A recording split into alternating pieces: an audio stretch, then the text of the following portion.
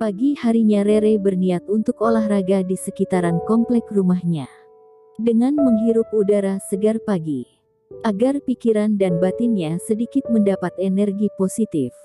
Namun rencananya gagal, karena Kevin baru saja memarkirkan mobilnya tepat di halaman rumahnya. Rere kembali masuk ke dalam rumah dan kembali ke kamarnya. Kevin adalah orang yang saat ini ingin Rere hindari.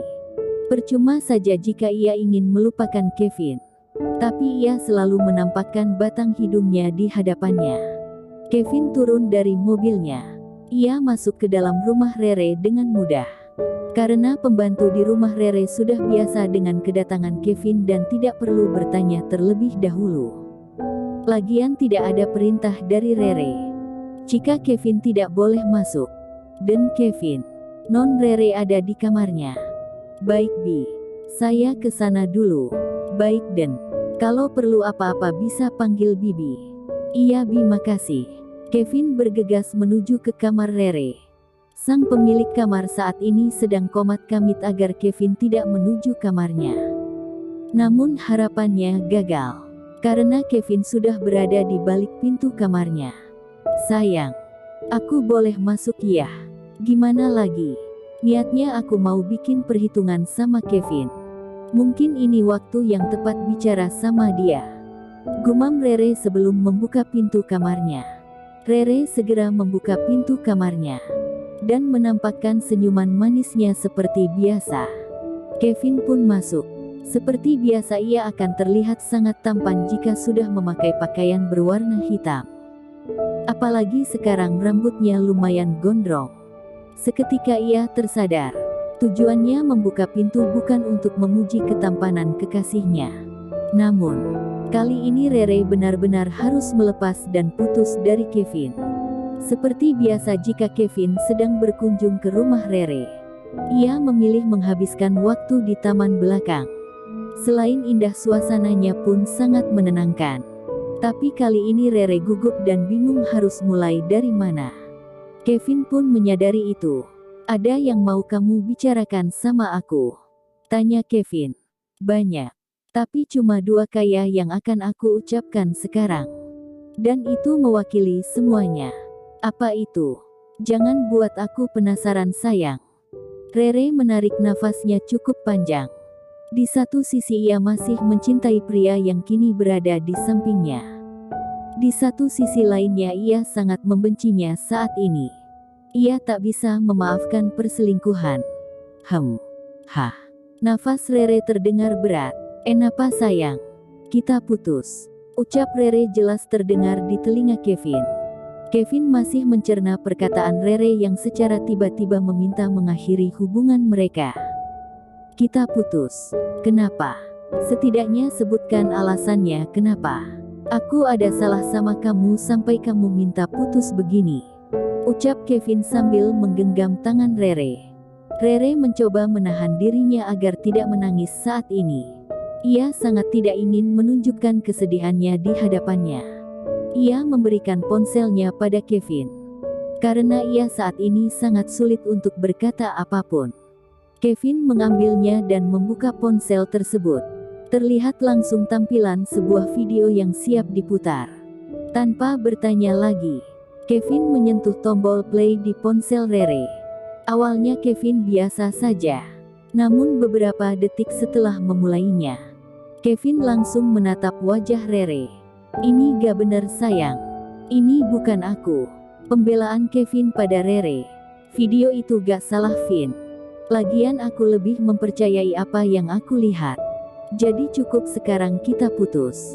Dan kamu bisa lanjutkan hubungan kalian nantinya. Aku bukan perempuan bodoh yang terus kamu tipu. Ternyata Tuhan lebih sayang gue Vin. Rere hendak pergi. Namun Kevin menariknya ke dalam dekapannya. Kevin menangis untuk pertama kalinya. Kevin memeluk erat perempuan yang sangat ia cintai 2 tahun terakhir. Maafin aku Re. Tapi aku mohon jangan tinggalin aku. Aku butuh kamu. Ya aku jujur semalam aku bohong sama kamu.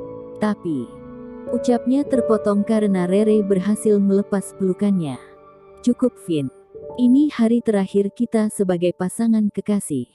Cari kebahagiaan lain di luaran sana. Dan itu bukan sama gue. Semoga cewek lo yang sekarang bisa lebih menyayangi lo lebih dari gue. Dan cukup Vin. Cukup gue yang merasakan sakit kayak gini. Jangan sakiti perempuan lagi. Itu pesan terakhir gue buat lo. Ucap Rere sambil meninggalkan Kevin yang masih berdiri mematung di halaman rumahnya. Tapi gue punya alasan Re. Gue cinta sama lo. Tapi keadaan yang mengharuskan gue melakukan ini. Batin Kevin. Kevin dengan terpaksa pergi dari rumah Rere. Dan sebelum dia pulang, Kevin menitip ponsel Rere pada Bielis. Saat sore harinya, Rere sedang menonton TV sendiri dengan cemilan di pelukannya. Rai belum pulang sekolah dan orang tuanya pun belum pulang. Rumahnya biasa ramai saat malam tiba. Rere jika tidak ada jadwal kuliah ia selalu bersama Bielis. Klek, suara pintu terbuka. Rere menoleh ke arah pintu. Mamih dan papihnya baru saja pulang dari aktivitasnya masing-masing. Tumben Pi. Biasanya jam 9 pulangnya. Terus kenapa bisa sama Mami? Ucap Rere sambil berdiri dan mencium kedua tangan orang tuanya. Papih lagi bahagia Re. Tunggu aja di meja makan. Kita dinner bareng malam ini. Jawab sang Mami sambil pergi meninggalkan Rere yang masih bingung. Ada apa ya? Aneh banget emak bapak gue. Bodoh amatlah. Lanjut nonton drakor kesayangan. Tiba-tiba pintu rumahnya terbuka kembali.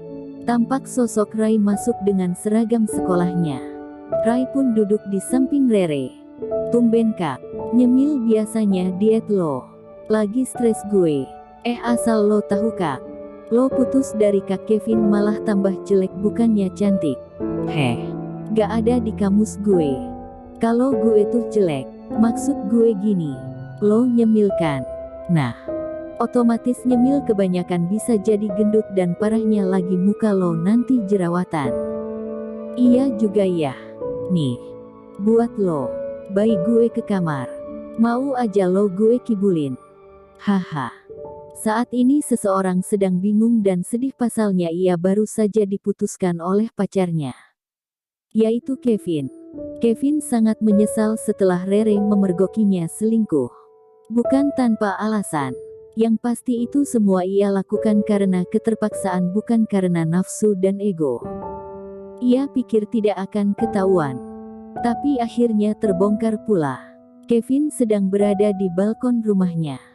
Dengan segelas coklat panas ia menikmati kesedihannya. Jika ia sedang sedih dan banyak pikiran, Kevin lebih memilih meminum coklat panas dibanding dengan wine atau minuman alkohol. Langkah seseorang terdengar jelas menghampirinya. Tak, kak, kata ayah ke bawah. Ada yang mau ayah sampaikan. Iya 5 menit lagi kakak ke bawah. Oh iya Lin. Siapa aja yang ada di bawah? Ada semua kak. Lagi pada ngumpul. Kayaknya ayah ada pengumuman penting deh. Oh. Ya udah bilangin kakak bentar lagi ke sana. Siap bos. Dia Selin adik termuda di keluarga Pratama. Selin masih duduk di bangku SMA. Kevin merupakan anak pertama. Ia memiliki 2 adik. Adiknya yang pertama bernama Eldrian dan yang kedua Selin. Mereka bisa dibilang keluarga visual. Karena wajah mereka terkenal tampan dan rupawan dari leluhurnya. Ayahnya Kevin terlihat seumuran Kevin ketika mereka bersama begitupun dengan bundanya. Sangat cantik dan ramah. Tak butuh waktu lama Kevin sudah berada di ruang keluarganya. Mereka menunggu kehadiran Kevin agar pengumuman yang akan ayahnya sampaikan cepat terdengar. Oke, karena kita sudah kumpul. Jadi ayah akan mengumumkan beberapa hal penting dan harus wajib kalian turuti. Ucap bunda seakan membuka pembicaraan. Baiklah. Ayah harap kalian mengerti dan pahami yang ayah mau. Sebelumnya ayah sudah mengenalkan Della sama kamu kan Kevin? Iya ayah sudah. Jawabnya singkat. Oke. Kamu harus menerima Della ya Vin. Dia anak dari kolega ayah yang di Paris dan ayah sudah berjanji akan menjaganya dengan baik selama ia tinggal di sini. Ini alasan gue gak bisa ngelak Re. Maafin gue sekali lagi. Batin Kevin. Tiba-tiba ayah membuka sebuah surat dan perlahan membukanya. Ayah minta maaf sebelumnya. Ayah bukannya mau mengatur pilihan kalian. Tapi ayah terlanjur janji dan kalian tahu janji harus ditepati bukan? Iya ayah. Jawab semua anaknya. Ini ada surat wasiat dari almarhum kakek kalian. Ayah sudah baca dan ini surat wasiat untuk ayah dan juga Eldrian. Dan El pernah ayah kasih tahu dulu. Dan kali ini ayah ingatkan kembali. Sudah waktunya kamu dan gadis pilihan almarhum kakek untuk menikah. Apa? Ucap Zelin dan Kevin bersamaan.